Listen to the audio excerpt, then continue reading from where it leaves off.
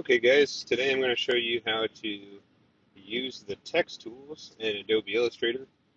The first things first we need to do is make sure that we've got our document open. If the text tool is not responding appropriately, you're going to have to go over like I am and go and make sure you're on the correct layer there called type here. I'm going to go over to where it says kerning here. Kerning refers to the space between letters, and as we can see in this example, the letters are too close together. So to increase the space, I'm going to hit Option as I use the left and right arrow keys here. And again, I can do the same thing to close up some of these spaces. The goal as we're moving through these is just to try to make all of these things look about the same. That's pretty close. And that's really the essence of kerning. You hit Option on your keyboard, and then the left and right arrow keys will either reduce or add space there. Okay, the next one, leading. Leading is the term we use to refer to the space between lines. And we can see already that these are way too close together.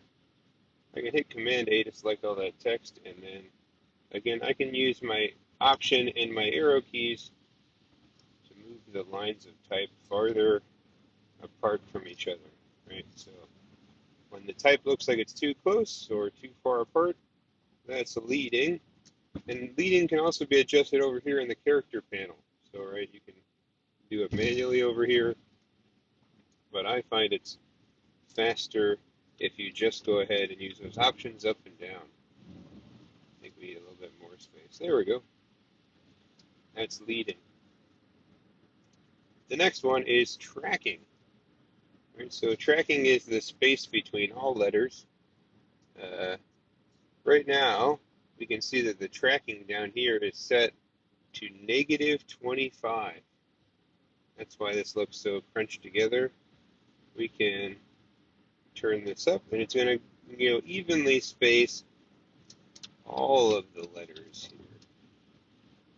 And it doesn't look like the two fonts we have here are exactly the same, but the goal is just to make our spacing look just about right. That's all happening because they've updated Adobe, and that font's not in Adobe anymore, but it's okay. The next one is alignment. Just like in Microsoft Word, in Illustrator, we have different alignment tools. Like it says, we want to align to the right, and this is clearly aligned to the left. So to change that, we go over to the paragraph settings on the side here.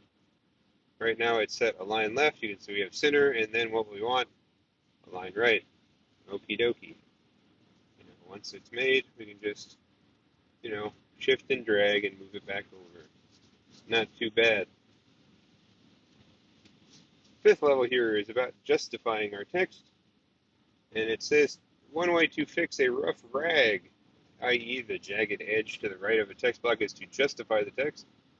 Right, so look how in the example text up top, the edge of the paragraph is all nice and even. That's what we want to do so that we don't end up with a rag. If we want to fix this and clean it up, we come down to our paragraph setting, and we want to choose this last one here, justify last line aligned left. And very quickly, one click of a button, all of our spacing here now lines up neatly on the sides of the columns. Just looks a little bit nicer. Okay, on to our next level here. We're fixing what are referred to in typography as widows or orphans, or runts. Actually, this is technically a runt, even though it says widow. So see how the word widow is down here is all by itself? That doesn't look very nice. It makes it harder to read. So in order to fix that, what we're going to need to do is adjust some of the spacing in this paragraph so that it doesn't just jump over to that next line. There's a couple ways we can do that. You might just try to look around and see where you can, find a space. Oh, deleting one space in the first line looks like that'll fix it. And that's normally how easy or hard it actually is. Sometimes you can also just take your text box and stretch it out until you get these things to appear on a little bit nicer lines, right? So there's always a couple ways, but we never want to leave just one word hanging out by itself at the end of a paragraph. It doesn't look quite right. All right, next thing in typography. Uh, See how this is block quote here has a nice margin running down the side of it? Well, that is called a Roman punctuation or a Roman hanging punctuation. See how this one is inside the paragraph? It no longer makes the paragraph look like it's in line. So in order to fix that, we actually have to go into some kind of advanced formatting settings here. We're going to select our block of text by either double clicking or hitting Command A, and then going down to more options in our paragraph. And it's actually not one of these buttons. You have to again go into the additional options menu here, and we want to turn on Roman hanging punctuation. Make that click, and now again we return to having that nice clean margin line with our punctuation going outside of those margins. So that's just another way to make your blocks of text look a little bit cleaner.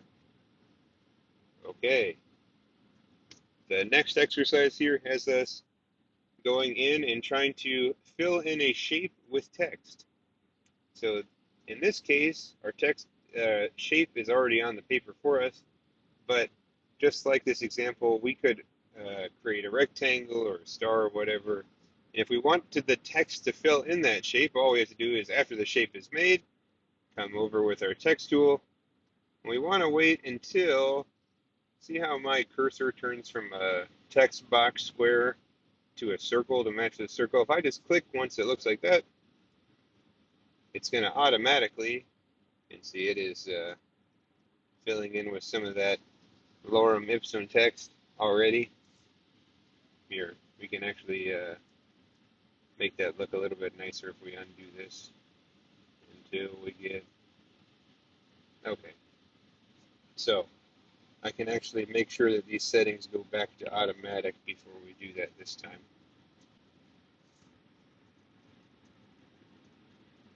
Is it giving me so much space? Let's try this one more time. Oh well, we can go back down to 0. We can go back to putting our line spacing back down to 12. The idea being that, and it doesn't really matter, lorem ipsum is just filler text, that if you want to fill in a shape, it's as easy as clicking somewhere on the shape when that shape gives you that cursor that looks like the shape. So in our case here, a circle. And now our text matches a circular shape, right? So if you were trying to do a paragraph with an interesting design, that's how you do area type. Okay, the next one is create outlines. We see that in the example here, they've taken the T's and extended them out into these other letters. That's actually pretty easy to do on our own, but we have to do this next step called create outlines. To do that, we need to right click on our text. We find where it says create outlines. And these letters are actually no longer something that can be adjusted with the type tool. If we try to click, it'll just make a new text box. These are shapes now. So just like any shapes before, we can like double click to isolate them, right? We can grab some of these anchor points with our white arrow and just drag them over. Again, holding shift, I'm going to drag these 2 points and drag it on over.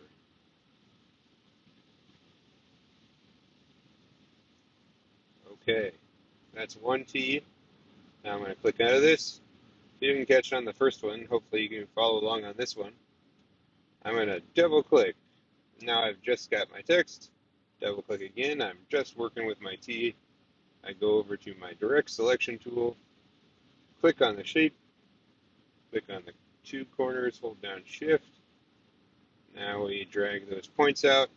Again, click 1 corner, hold shift, click the 2nd corner.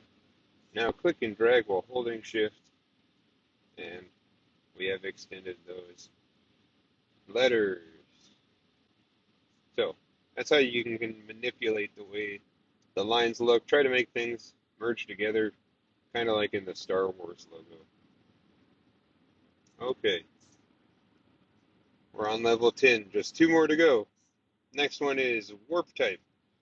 So if we grab the text tool and we want it to have this nice warping thing going on, we can go into our effects here, which are below the appearance. So go down to effects. Maybe I have this wrong. Let's try this. Effects. Yeah, don't select your type first. It's a lesson for you guys too. So go to warp, and we're going to go to wave. I guess they call that flag, not wave. If we want to adjust the amount of bend in our flag here, we just knock it down till it sort of looks like the one in the example. And that's all there is to it. Now our type looks just like that one. Okay, last one. Type along a circle.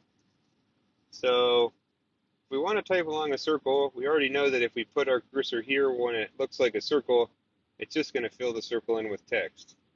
To type on the circle, we have to hold down the Option key. And notice how the cursor changes the way it looks. I'm going to click there, and it automatically fills in text along this circle. I'm going to just fill in the text we want. Type along a circle. All right, I'm going to select that. I'm going to make it match the size of the bigger circle there. See this little handle here on the side of my circle? If I drag that around, it'll go back to the top. Very good. And we can make it even bigger. That's fine. Move it around. Now, though it doesn't quite look like the text is sitting on top of this circle like that, we can also go up to, where is that? Type on a path. Let's go into our type on a path options. Right now, the text is sitting on the baseline, or the shape. If we want it to center on that, we can say center. If you want to see what the changes are happening as you do it, you can turn on this preview selection. And there we go. Now it looks just kind of nice and even like that other example. Okay, now to do the bottom, we're going to just copy this layer and again go to Edit, Paste in Place, otherwise known as Shift Command V. Now, it doesn't look like anything happened, but what's happened is we've now placed an identical copy of that right on top. We can go up again to our type on a path settings, and that is right here, type on a path options. What we want to do this time is we're going to go and click flip. Again, if we turn on the preview, we'll see that now the text is going the other way, right? So let me actually turn the flip off. Goes from the top, flips down there, right? Preview can be a handy thing. We'll say OK. Again, we can use this handle to move the text around, right? So type along a circle. I'm just going to change it now. All right, we can use our cursor. Can be a bit tricky. And again, there we go. So, right, type along a circle. I think it says can be a bit tricky, but with little practice, we can really knock that out pretty quickly there. So, that's all there is to type in Adobe Illustrator. I hope that was informative. Again, make sure you use the resources, rewatch the video, ask your classmates for help, and if all else fails, Google it. Or if that doesn't work, shoot me a message. All right. Thanks, guys. See you on Wednesday.